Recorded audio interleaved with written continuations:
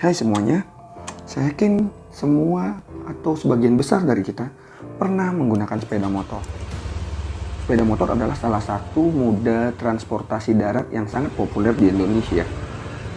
Tetapi, pernahkah muncul di kepala kita sebuah pertanyaan, bagaimana mesin sepeda motor bisa menggerakkan sepeda motor? Atau pertanyaan berikutnya,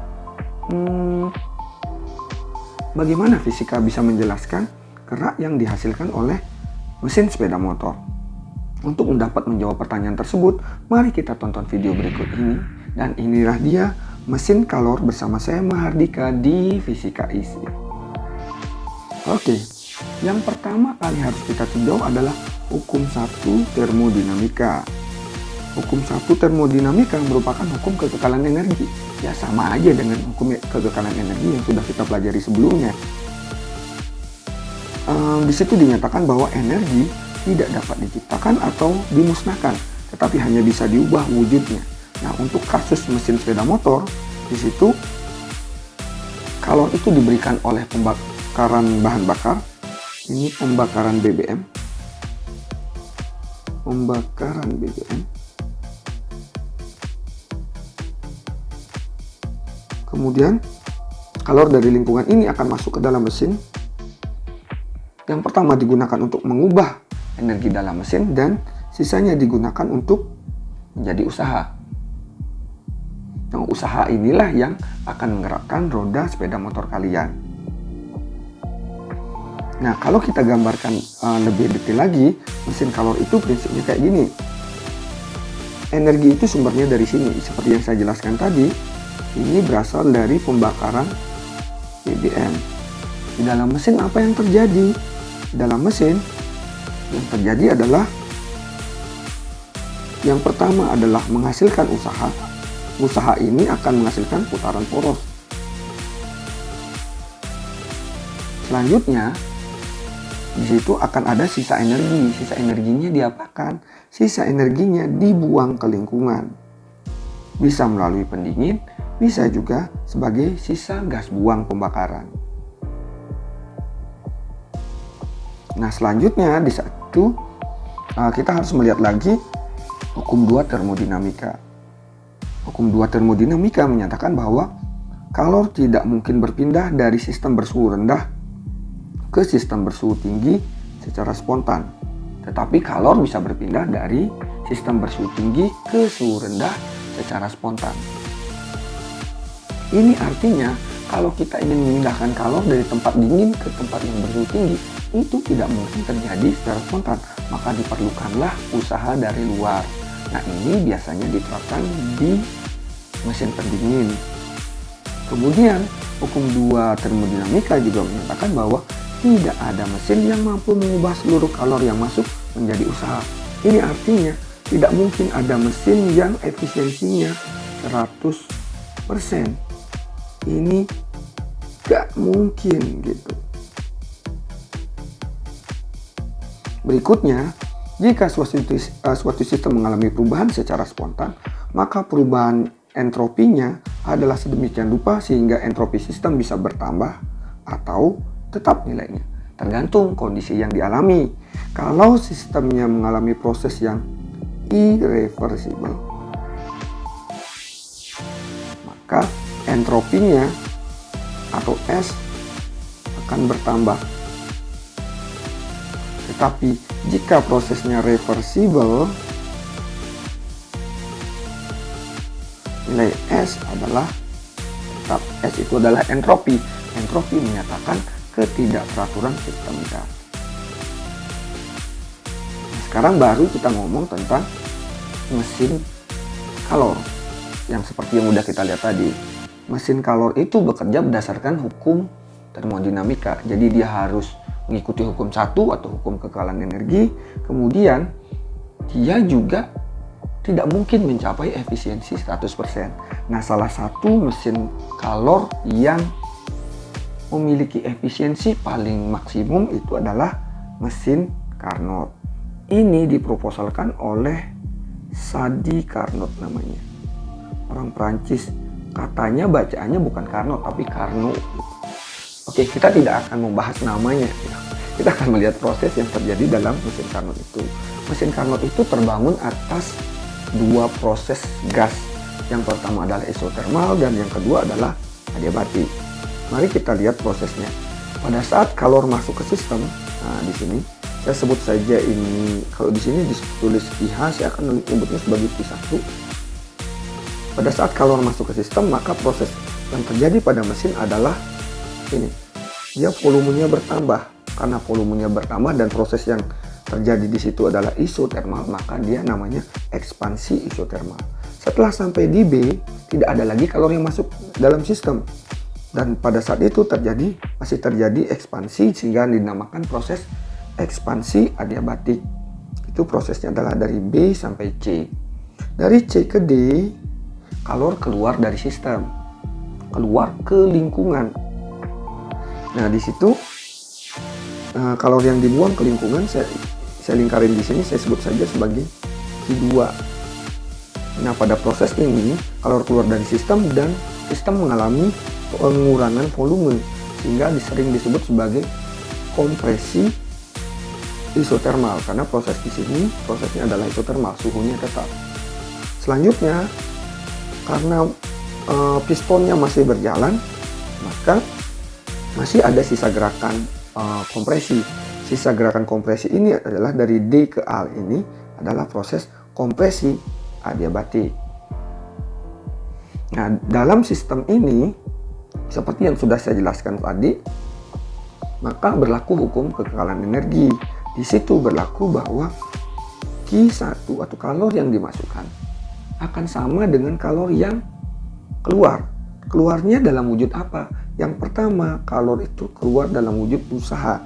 Besar usaha yang dihasilkan oleh mesin Carnot adalah sama dengan luas daerah di bangun itu. Selanjutnya, karena tidak ada efisiensi 100% atau tidak mungkin mengubah kalor yang masuk seluruhnya menjadi usaha, maka akan ada kalor yang dibuang. Itu adalah Q2.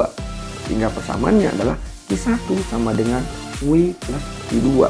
Ini adalah hukum kekekalan energi. Kita lihat lebih detail lagi. Nah, kita perhatikan di sini sudah saya lingkarin di sini ada T1. T1 itu adalah suhu dari bahan bakar yang dibakar atau dalam fisika kita sebut sebagai reservoir suhu tinggi. Saya sebut T1. Kemudian ini ada T2. T2 adalah suhu reservoir yang rendah, yang lebih rendah. Nah, seperti yang saya jelaskan di sebelumnya bahwa Q itu kan sama dengan Q1 itu sama dengan W plus Q2 ya. Nah, sekarang kita akan ngomong efisiensinya. Efisiensi mesin itu adalah, definisinya adalah apa yang kita dapat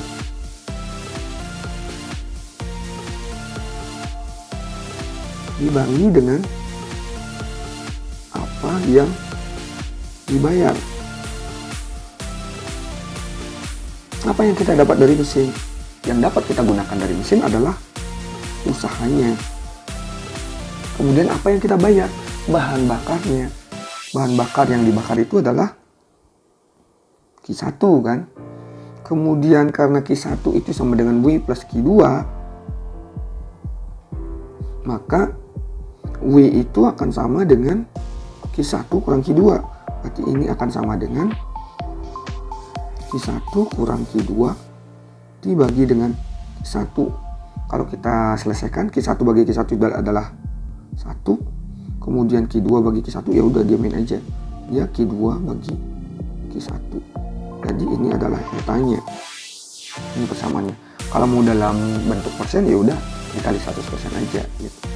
Kemudian karena proses dalam siklus Carnot itu adalah proses yang reversible, maka entropi sistemnya tetap. Karena entropi sistemnya tetap, maka I itu sebanding dengan T. Dari konsep ini, maka kita ubah kesamaan efisiensinya menjadi eta sama dengan 1 dikurangi T2 per T1.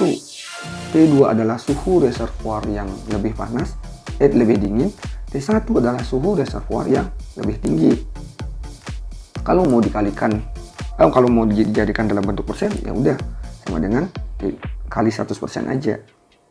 Jadi saya akan tulis, kalau saya rangkum akan sama dengan 1 min Q2 per Q1 sama dengan 1 min T2 per T1.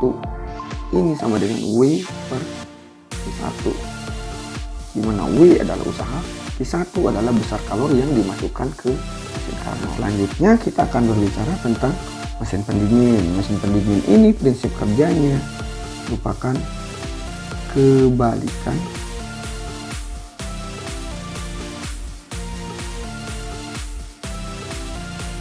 dari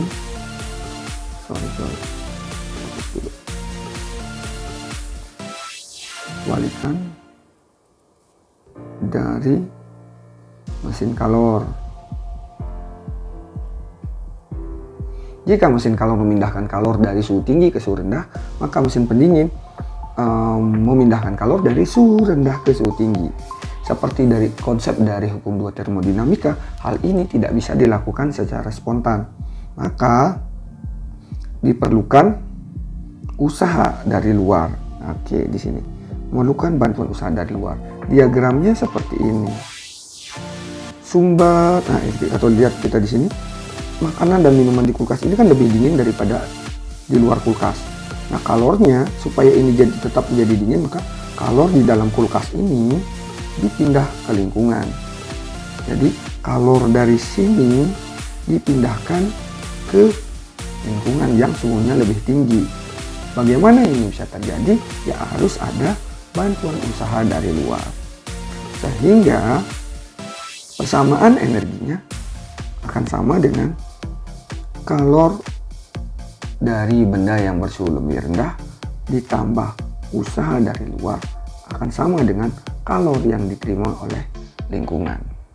Persamaannya jadi kayak gini.